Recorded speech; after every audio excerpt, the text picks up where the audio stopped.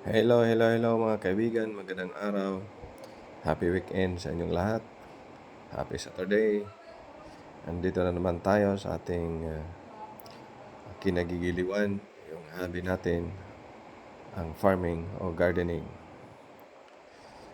So kung bago ka lang kayo sa aking channel, Frank's Hydroponics Haven, latest edition, please don't forget to like, subscribe, and share. Ito mga kaibigan, ngayon ay nilalagyan natin ng nylon, parang katsaw, support sa ating roofing na UV plastic para hindi magsasag, hindi babagsak kung malakas ang ulan. Extension po ito, enhancement po ito sa ating dating greenhouse. Kasi yun, makita nyo yung greenhouse na yan, medyo tagal-tagal na rin to. Medyo bumaba na kasi nag-abono tayo ng lupa. So, ngayon, in-adjust natin yung dulo muna, hindi biglaan. Dahil wala tayong enough time na dire-diretso yung pagtrabaho. Weekend lang po yung available natin. Okay? So, innovation, enhancement tayo sa ating greenhouse. Itinaas natin ng konti from 8 feet to 12 feet para okay yung oxygen sa ilalim, sa loob ng greenhouse. Pag medyo mataas yung bubong. So yan yung structure ng ating greenhouse ngayon. Gamit lang natin dyan yung sa pinakataas puntang apex ng ating greenhouse ay 1/2 na JI schedule 40, tsaka yung mga bracing niyan ay number 12 mm at saka 10 mm na deformed bars. So yan, nalagyan na po natin ng bubong. Saglit lang po ang paglagay ng bubong yan kasi tinapat natin sa napakainit na panahon. Yan talaga ang pagkabit niyan. Kasi pag mainit na mainit masyado, tutok yung araw, 11 to 12 or to 1 or 2, medyo mag-stretch. Pag hinila natin, binatak natin yung UV plastic from end to end, ay mag-stretch yan. Medyo lalambot ng konti. So, mahila mo, mahigpitan mo masyado. Walang kulubot. Pero sa ngayon, hindi stable yung siharing araw.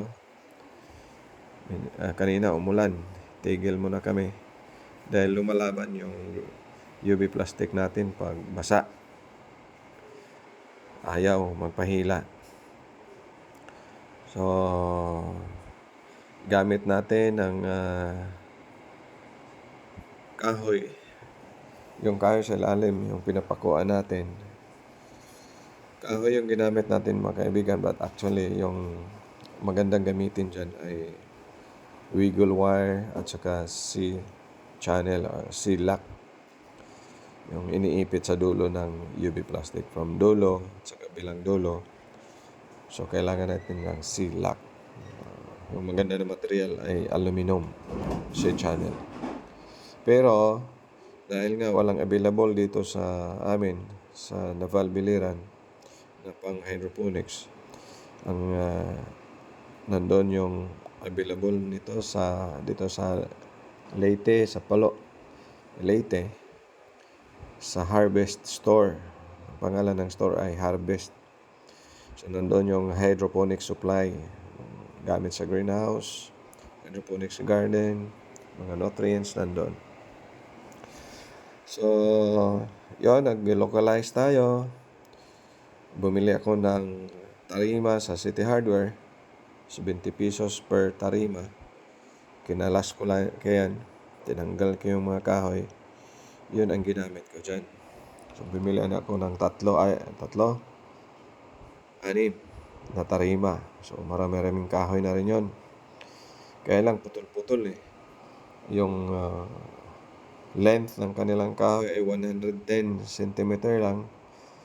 So, pinagdugtong-dugtong ko na lang yan sa taas. Tinali ko sa mga bakal. Diyan sa mga steel bars at pipe, GI pipes. Tinalian ko ng tie wire. So, yan. Yung sa ibabaw niyan, yung kawayan, lipak ng kawayan. Yung pang-ipit. So, kahoy sa ilalim na nakatali sa mga bakal. Sa ibabaw naman ay kawayan. So, yung kawayan mga kaibigan, yun lang po yung available dito sa atin. Magandang pang-ipit din yan kasi matagal-tagal sa ulan. Yung kawayan talaga na matibay. So, nilagyan ko yan ng butas. Nagde-drill kami. 4 inches yung distance from nail to nail. Tapos yung ginamit namin na pako ay bronze. Yung gamit sa pamboat. 1.5 size ng bronze. Medyo may kamahalan nga lang yung bronze na pako. Pero maganda dahil hindi kinakalawang. Yun ang gamit sa pambot eh. Yung bronze na alis. Galit na yata eh. Pagod na. So yan. Ang gamit natin dyan na roof support o UV plastic support sa ilalim ay yung nylon thread na size 300.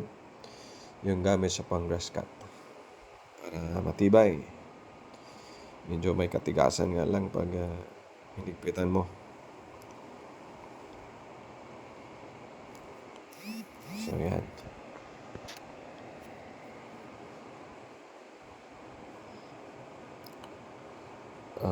Imagine yan yung 1 kilo ng bronze ay dito 1,000 1 kilo compared sa ordinary nails 70 pesos siguro to 80 yung kilo.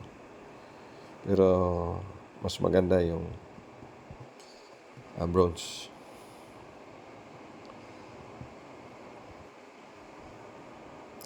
So yan mga kaibigan, kunting tiyaga lang po pag ganitong gawain, nag-gardening, pa-farming. Kunting tiyaga lang.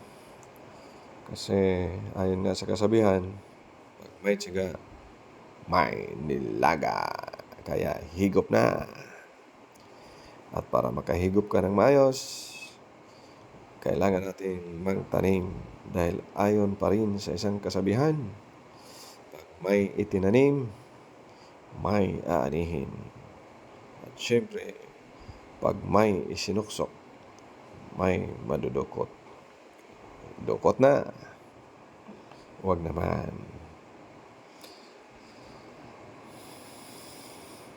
So yan, may isang tagahila, mayroong isang tagapako. Nang sa ganon ay talagang higpit na higpit talaga yung pagkalagay ng bubong natin na gawa sa UV plastic. So yung UV plastic mga kaibigan, yung kalaban lang yan, yung malakas na hangin.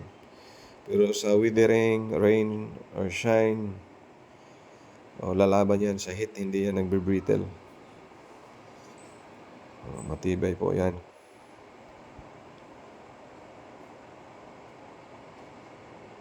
So yan.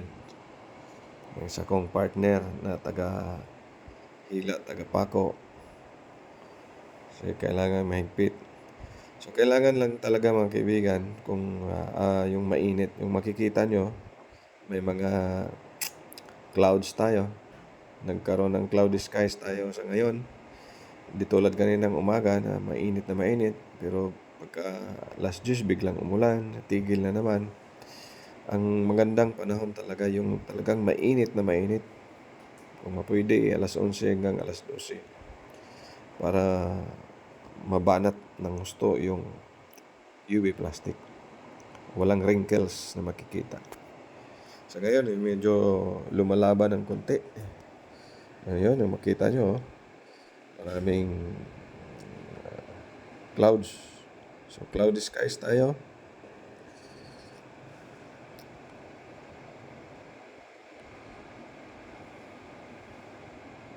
Yan, malapit na rin.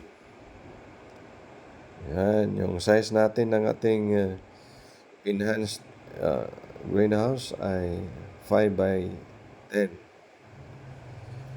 Yan. Dilaw ang kulay. So, yun yung supply nila eh. So, dilaw pa lang yan. Pero after how many days, puputi rin yan. Tulad yung dati, yung luma. Dilaw din yan eh. So, yan. Yung dalawang nakalambitin.